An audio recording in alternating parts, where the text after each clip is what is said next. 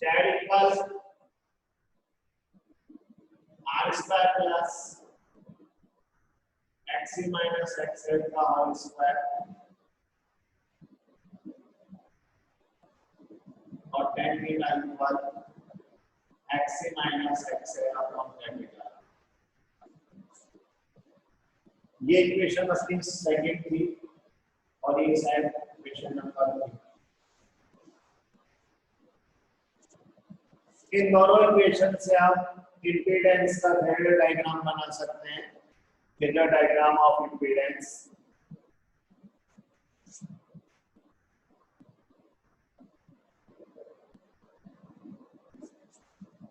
ये हाइपोटेन्यूस, ये बेस और ये perpendicular. Theta perpendicular upon base, XC minus XL और ये R, ये परपेंडिकुलर और ये बेस, परपेंडिकुलर और ये बेस। नाउ और इससे बेस, परपेंडिकुलर और ये hypotenuse. So this is called phasor diagram for of impedance for LCR circuit when BC is greater than BL, XC is greater than X.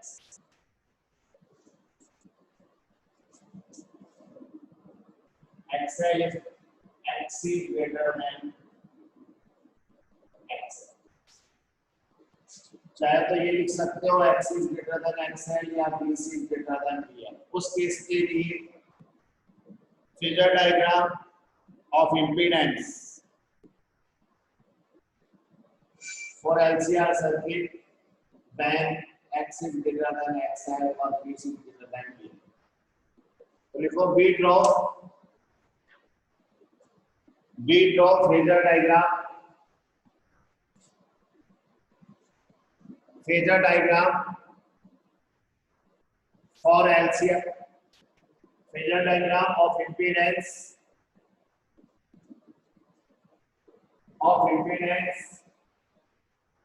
in LCR circuit, ये diagram बना लिया sir.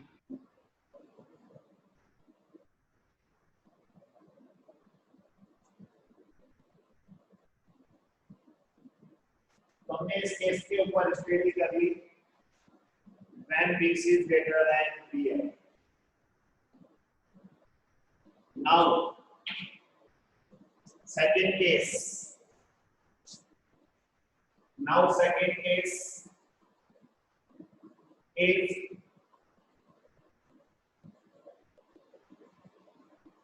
BL is greater than BC। BL is greater than BC।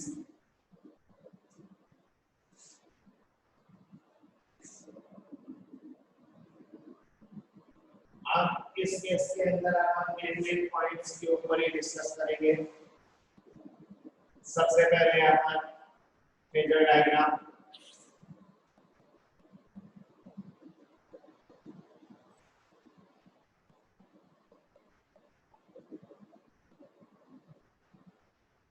ये आई इधर भी है,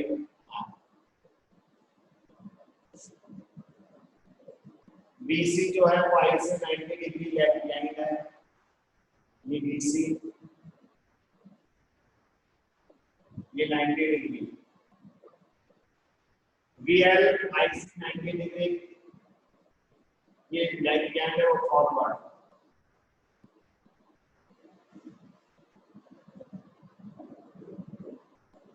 ये भी है, ये करंट को लीड करता है 90। इसने BC का एरो अपने स्मॉल दिखाया और BL का एरो अपने ज्यादा है क्योंकि BL is greater than BC। अब BL और BC अपोजिट डायरेक्शन, इनका रिजल्टेंट ये हो गया BL माइनस BC, इन दोनों का ही रिजल्टेंट आ गया। अब इनका इसका रिजल्टेंट फाइंड आउट करने के लिए अपन ने क्या किया, एक पैराग्राफ बनाया।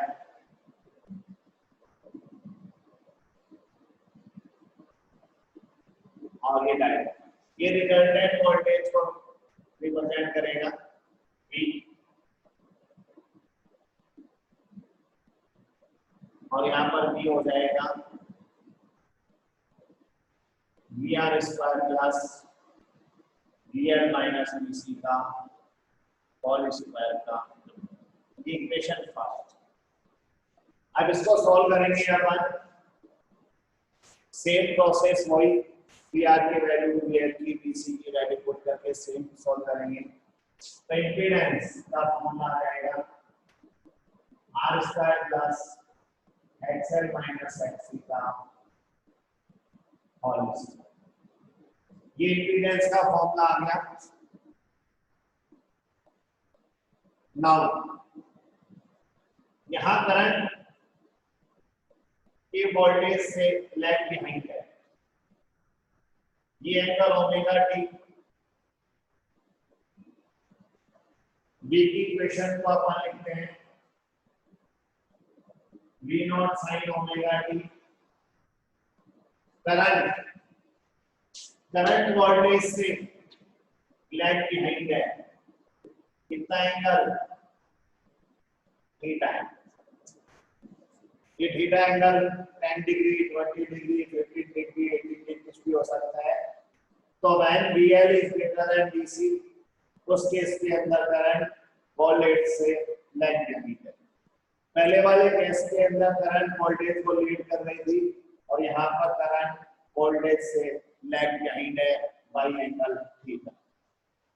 तो I का इक्वेशन हो जाएगा I equal I not sine omega T minus T.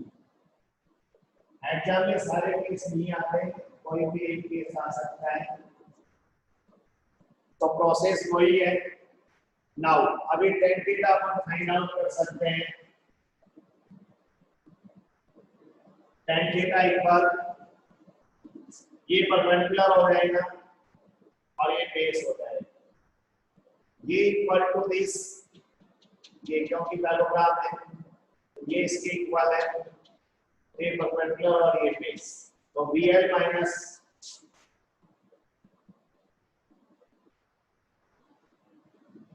Same okay वही रिजल्ट्स है, when BC is greater than VL, but ये चेंज हो रहा है, वहां BC माइनस VL था, यहाँ VL माइनस BC, केवल ये चेंजिंग हो रही है।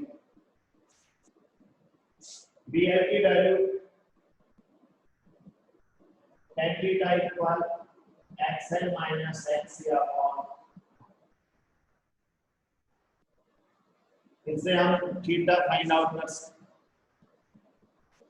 ये इक्वेशन नंबर,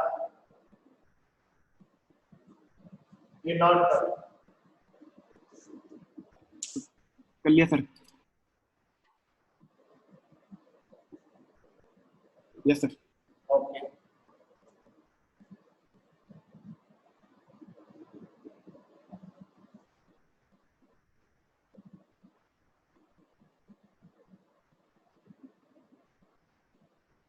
अब हम साइनोसॉइडल डायग्राम और फेजर डायग्राम स्केच करेंगे इस कंडीशन से के लिए क्लियर ग्रेटर देन दिस।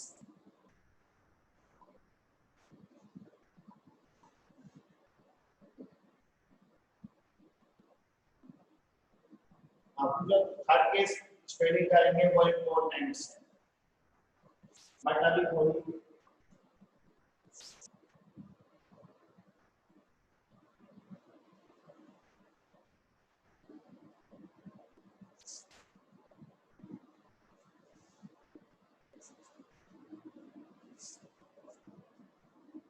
हम साइनोसॉइडल डायग्राम स्केच कर रहे हैं। इधर टाइम, इधर भी और आया,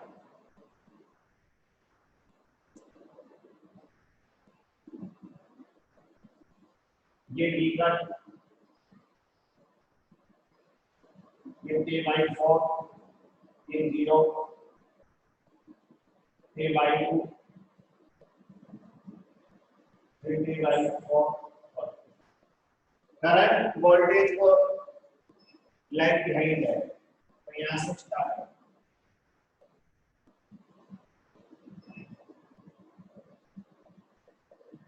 करंट का मैग्नीट्यूड हमेशा वोल्टेज के मैग्नीट्यूड से लेस होता है।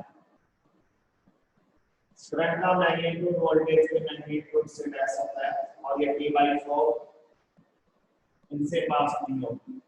इनसे तब पास होती है जब 90 डिग्री का फेज डिफरेंस होगा और ये 90 डिग्री का फेज डिफरेंस नहीं है तो इनसे पास नहीं होती। ये करंट का आ गया। This is sinusoidal diagram for LCR circuit in case Vi is greater than this. अब फेजर डायग्राम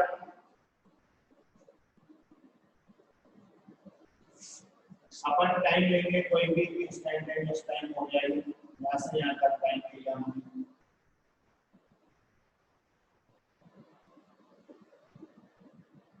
इस टाइम के लिए करंट की इंस्टेंटेनियस वैल्यू और ये वोल्टेज की इंस्टेंटेनियस वैल्यू है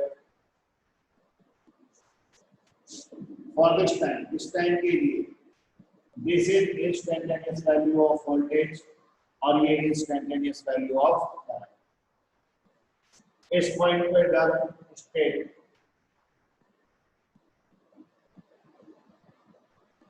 ये आई और इस पॉइंट पे डर देखो ये बी का एरो ज्यादा होता है, आई का एरो कम होता है मैग्नीट्यूड और ये थीटा है। ये 90 नहीं है थीटा एंगल, थीटा एंगल से लैग बिहाइंड है।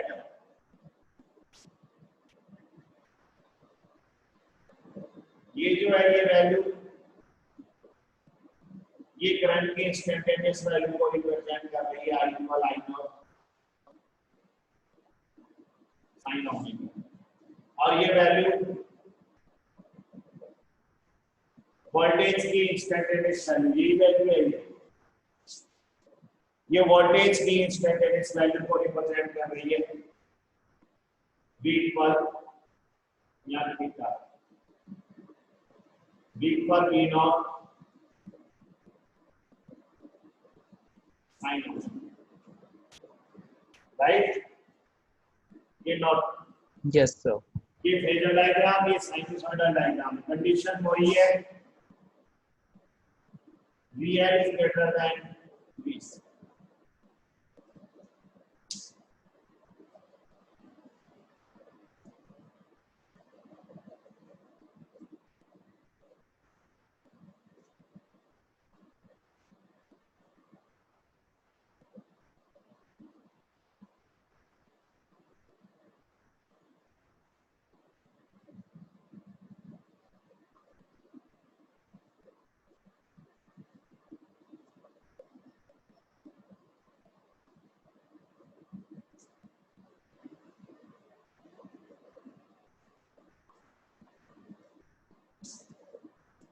हो गया sir. Yes sir. Yes sir. Third case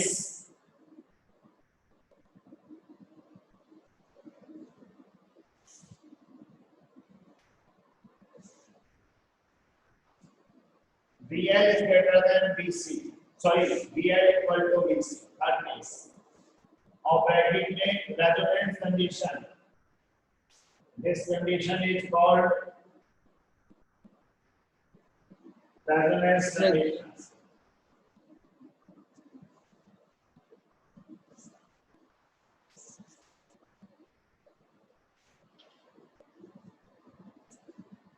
third case important case if VL equal VC और यहाँ रेजोनेंस कंडीशन अच्छा ऊपर चला गया VL equal VC और यहाँ लिख दो रेजोनेंस कंडीशन।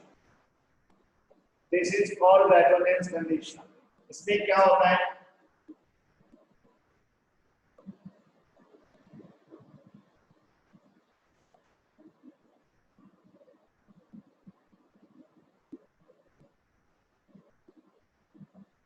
ये है ये सी और ये आर, इसका पोटेंशियल डिफरेंस वी आर और इसका जितना वोल्टेज इसके ऊपर ड्रॉप होता है उतना ही पोटेंशियल इसके ऊपर ड्रॉप होता है। VL और VC इक्वल होता है। इससे क्या है, V इक्वल होता है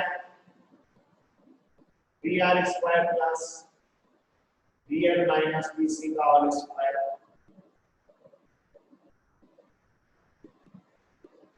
VL इक्वल VC है, ये पूरा जीरो हो जाएगा, ये रह जाएगा, ये नहीं दिया। यानी सारी की सारी वोल्टेज इसके ऊपर ड्रॉप हो जाती है। वोल्टेज इनके ऊपर भी होती है but same in magnitude but opposite direction. VL और VC 180 डिग्री का फेज डिफरेंस होता है।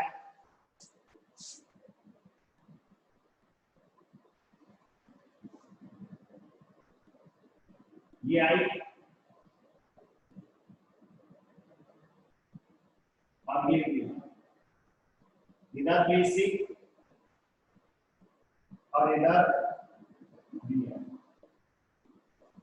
VL and VC same in magnitude but ये opposite in direction, therefore cancel to each other, ये cancel हो जाती है एक दूसरे से। तो रिजल्टेंट जो वोल्टेज है वो VR के इक्वल, V इक्वल VR। तो रिजल्टेंट वोल्टेज यानी अगर आपने 100 वोल्ट अप्लाई किया है यहाँ पर तो सारा का सारा वोल्टेज इसके ऊपर आ जाएगा। 100 वोल्ट इसमें भी आएगा लेकिन इसके ऊपर कितना आएगा, 100 वोल्ट इन पे भी आएगा।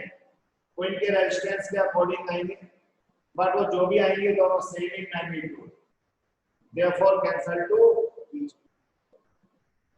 तो रेजोनेंस कंडीशन के अंदर जितना भी अपन वोल्टेज अप्लाई करते हैं उतना ही वोल्टेज, ये नहीं कहेंगे कि इनमें नहीं आता, इनमें जीरो आता है। नहीं, अगर 100 वोल्टेज अपन अप्लाई करते हैं तो रेजिस्टेंस के ऊपर 100 वोल्टेज ड्रॉप हो जाएगा। इनके ऊपर भी आएंगे रेजिस्टेंस के अकॉर्डिंग, इनका एक्सेल कितना है, एक्सी कितना है, करंट कितना आ रहा है, उसके अकॉर्डिंग इनके ऊपर भी आएगा बट वो कैंसल टू, ये V इक्वल VR हो जाएगा। ये फर्स्ट केस हो गया। सेकंड, यहाँ पहले थोड़ा सा बना लो ये डायग्राम, इससे और हाँ इसी डायग्राम से आ जाएगा इस वाले डायग्राम से। रिजल्टेंट वोल्टेज और current are in same direction, it means in resonance condition alternative voltage and current in LCR circuit is in same phase. Current और वोल्टेज एक ही फेज में, यानी V पर V not sine omega T और I equal I not sine omega. There is no phase difference between current and voltage. Voltage and current are in same phase. When VL equal to VC, तो VL और VC equal होंगे तो current और voltage same phase में।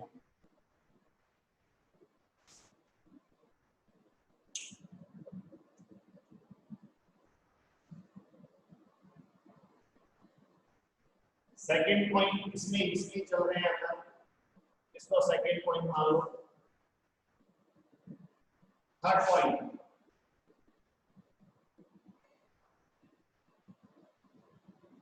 VL equal VC, VL जो है वो IXL और VC IXC, ISI cancel, XL equal X। In resonance condition, inductive reactance और capacitive reactance is equal। यानी जितना हिंड्रेंस इंडक्टिव करेगा उतना ही हिंड्रेंस कैपेसिटर का। दोनों की रिएक्टेंस, दोनों का हिंड्रेंस, दोनों का रेजिस्टेंस सेम होगा। हेलो, फोर्थ पॉइंट, एक्सएल को अपन लिख सकते हैं ओमेगा एल और एक्ससी को 1 अपॉन ओमेगा, और यहाँ आर लगा देंगे। R means resonance. This condition is called resonance. ये सब रेजोनेंस को आ रही है। एक तरह से उनकी प्रॉपर्टी हो गई कि रेजोनेंस में क्या होता है, VL VC इक्वल होता है, XL XC इक्वल होता है, V और I के बीच में फेज डिफरेंस 0 होता है।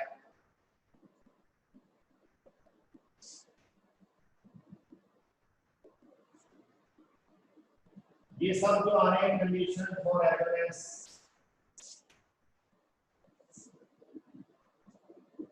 नाउ ओमेगा इधर आ जाएगा, omega square upon 1 upon LC, L यहाँ आ गया और ओमेगा इधर आ गया, omega. This is called 1 upon LC का under.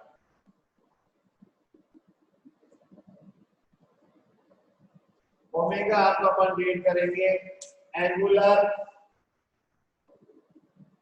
Resonance, angular frequency. Repeat. Resonance, angular frequency. ये एंगुलर फ्रीक्वेंसी है but resonance condition. when VL equal VC, when XL equal XC, उस case के अंदर resonance angular frequency can be determined by this formula. ये numerical में काम आएगा ये फॉर्मूला, ये सभी फॉर्मूले काम में आएंगे numerical. Omega equal 1 upon LC का under. Fifth point, omega angular frequency. Anil,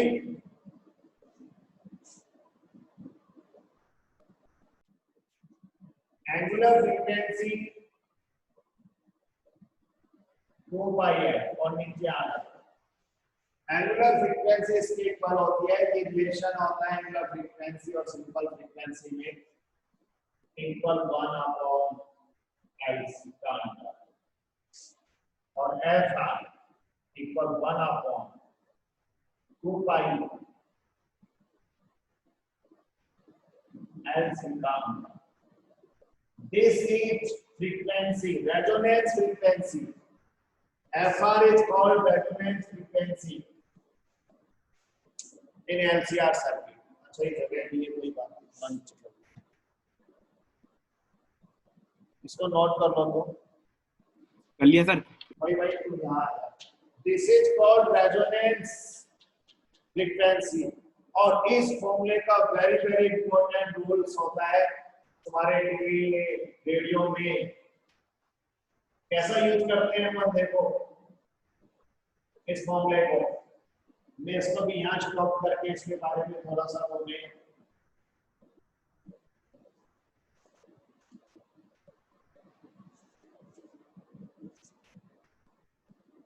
FR equal 1 upon 2 pi LC का अंडर।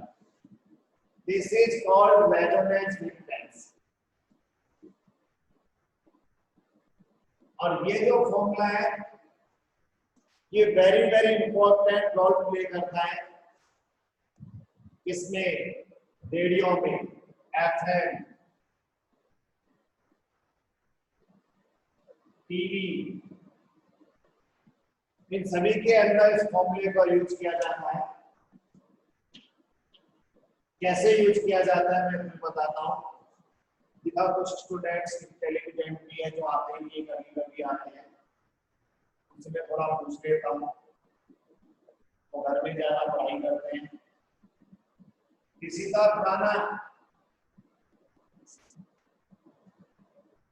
है या गई, गायब? गुंजन,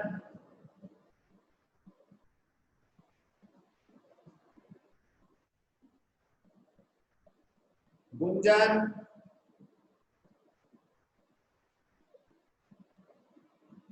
अर्पण,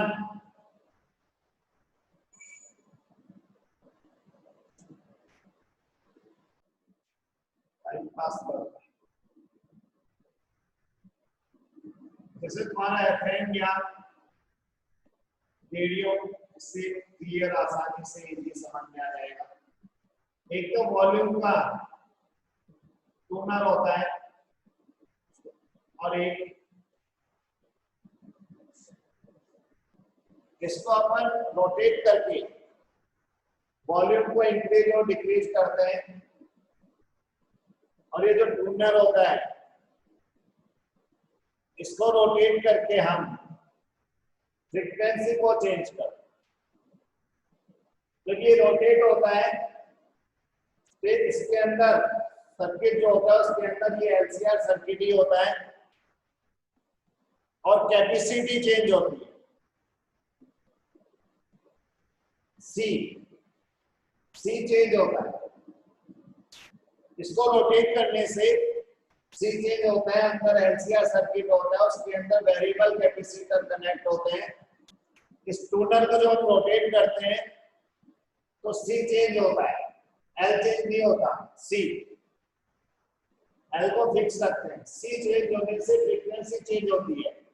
इसकी फ्रीक्वेंसी हमारे जो एफएम में, हमारे जो रेडियो में, जो हमारे टीवी के अंदर सर्किट है, उन सर्किट की, उस एलसीआर सर्किट की फ्रीक्वेंसी चेंज हो जाती है, रेजोनेंस फ्रीक्वेंसी। सिग्नल सारे एक साथ आते हैं, सारे सिग्नल आते हैं। जैसे आजकल एफएम ज्यादा यूज करते हैं स्टूडेंट्स, बच्चे, चाहे वो 93.1 हो, 95, जो भी है मेरे को याद नहीं वो कौन से आते हैं, 95.5, 97, जो भी आ रहे हैं, ये सारे सिग्नल एक साथ आते हैं। बट हमारा एफएम, हमारा रेडियो वन टाइम में केवल वन सिग्नल को ही चूज करता है। आते तो सारे, ये भी आ रहा है, ये भी आ रहा है, ये भी आ रहा है, और भी आ रहे हैं, 100 सिग्नल्स आते हैं, इससे भी ज्यादा सिग्नल्स आते रहते हैं। बट हमारा एफएम, हमारा रेडियो, हमारा टीवी वन टाइम में वन सिग्नल को ही चूज करता है। क्यों?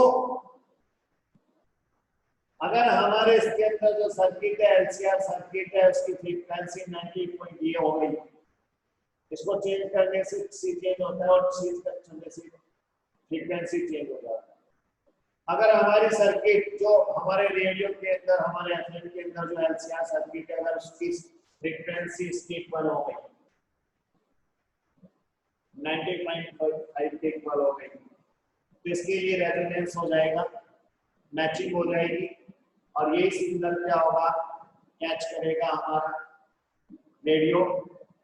इस फ्रीक्वेंसी के लिए इसके अंदर करंट ज्यादा फ्लो होगी और वही सिग्नल आपको सुनाई देगा। बाकी सिग्नल भी आ रहे हैं लेकिन उनके लिए करंट कम फ्लो होगी, तो उनका जो साउंड है वो सुनाई नहीं देगा, कैच नहीं हो रहा एक तरह से।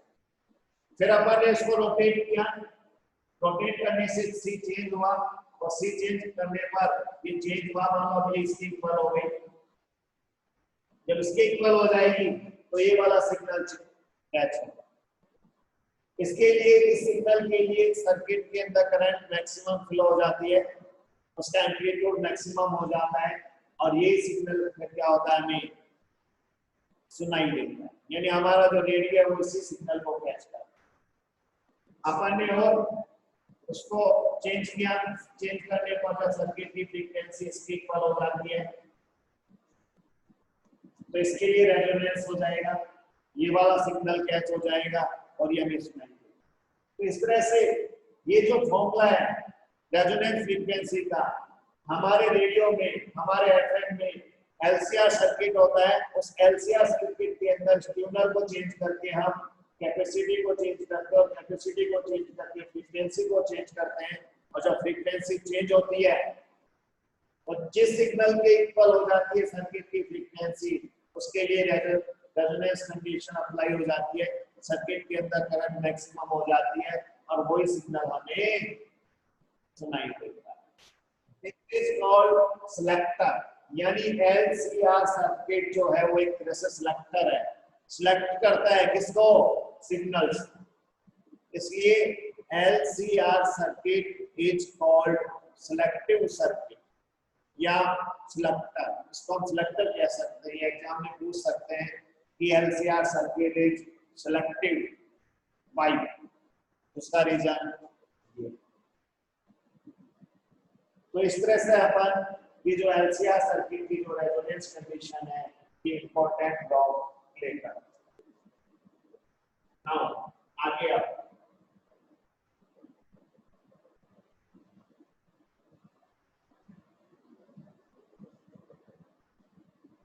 ये कितनी हो गई, fifth, 6। Impedance Z equal R square plus X XL minus X का whole square. In resonance condition XL equal X, it means इनका डिफरेंस 0 आ जाएगा और Z इक्वल,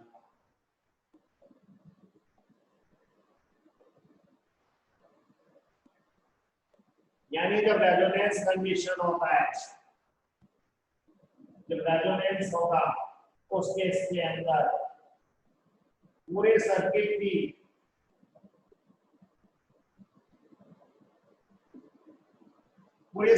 का जो रेजिस्टेंस है, जो हिंड्रेंस है, वो केवल R2 XL। और वैसे तो इस पूरे सर्किट की इंपीडेंस ये है, इससे फाइंड आउट करते हैं, but in condition of resonance इस पूरे सर्किट की जो इंपीडेंस होगी वो केवल कैपिटल R की। मान लो इसकी वैल्यू 4 ओम, इसकी 6 ओम, इसकी 6 ओम, तो पूरे सर्किट का जो इफेक्टिव रेजिस्टेंस है वो 4 ओम।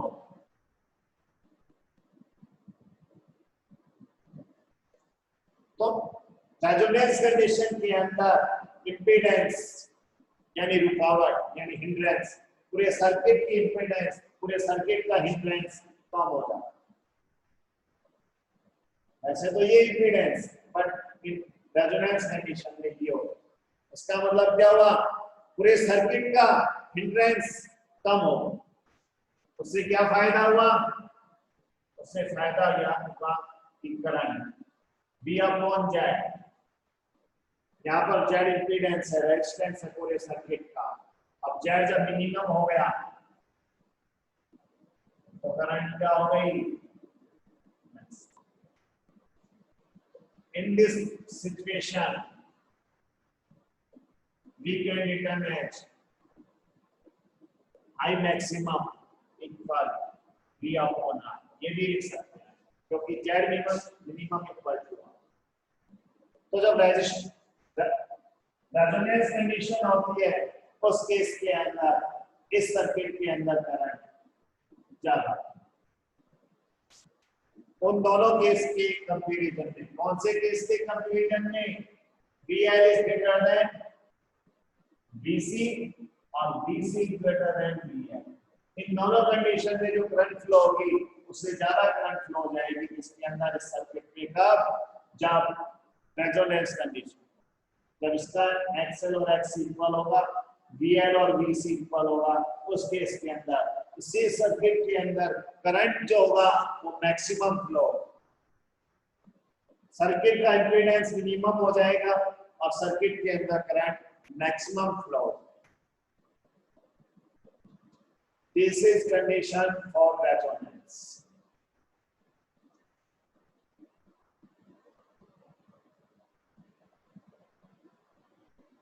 Next,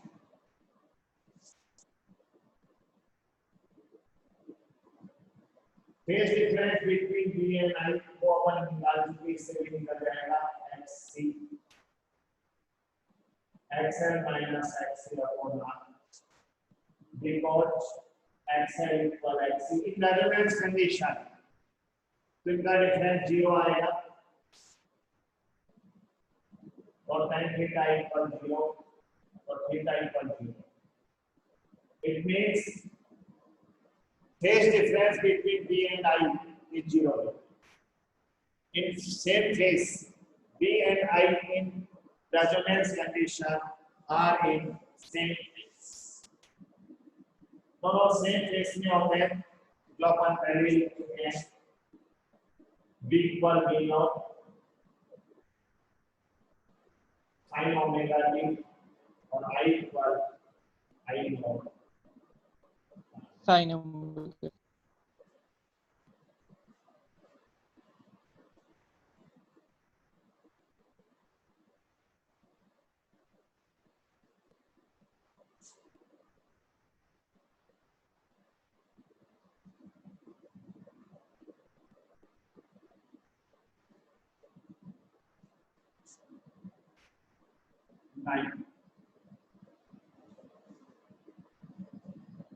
ग्राफ प्लॉट कर रखना है एलसीआर सर्किट के लिए इंपीडेंस और फ्रीक्वेंसी के बीच में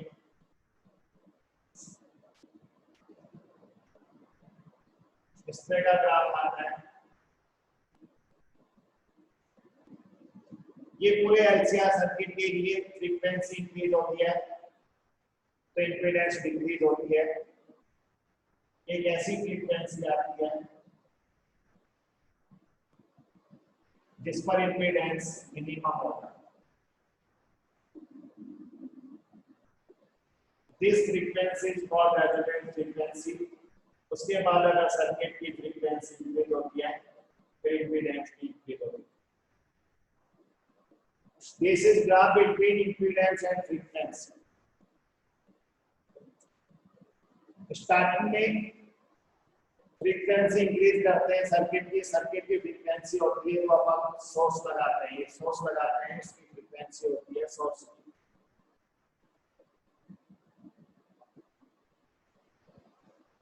इस सोर्स की फ्रीक्वेंसी को इंक्रीज करते जाओ फिर सर्किट का रेजिस्टेंस डिक्रीज होता चला जाएगा. एक ऐसी फ्रीक्वेंसी आती है जिसके ऊपर सर्किट का इंपीडेंस मिनिमम हो जाएगा. This is called resonance frequency. और उसके बाद सर्किट की फ्रीक्वेंसी को इंक्रीज करोगे तो इंपीडेंस भी इंक्रीज होगा. This is graph between impedance and frequency for LCR circuit. और करंट और उसके बीच में जो हम ग्राफ प्लॉट करेंगे फ्रीक्वेंसी के बीच में, करंट और फ्रीक्वेंसी के बीच में जो हम ग्राफ प्लॉट करेंगे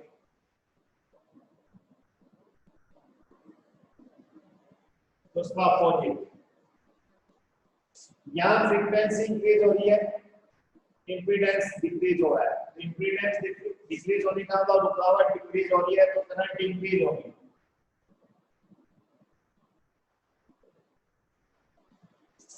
रेजोनेंस फ्रीक्वेंसी के ऊपर इंपीडेंस मिनिमम हो गई तो करंट मैक्सिमम हो गई.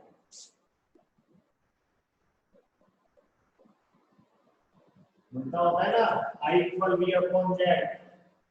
यहाँ Z यूज करते हैं. जब Z मिनिमम हो गई उस समय करंट क्या हो गई maximum. After this impedance increase हो रही है तो करंट क्या हो जाएगी इंक्रीज.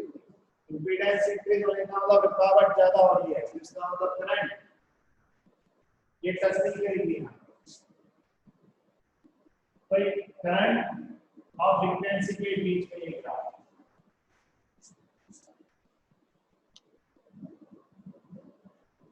करंट और फ्रीक्वेंसी के बीच में एक ग्राफ प्लॉट होगा इम्पीडेंस और फ्रीक्वेंसी के बीच में ये graph.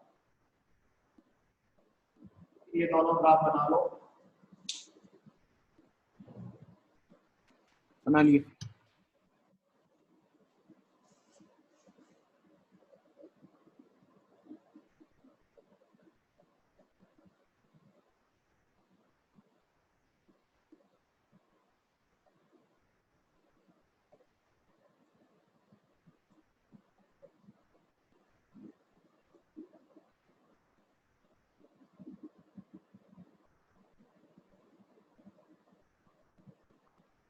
Done.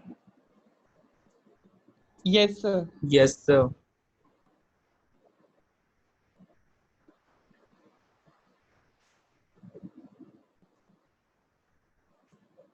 Mehul, Yes, sir. Done. Resonance condition में क्या क्या इंपॉर्टेंट पॉइंट्स है?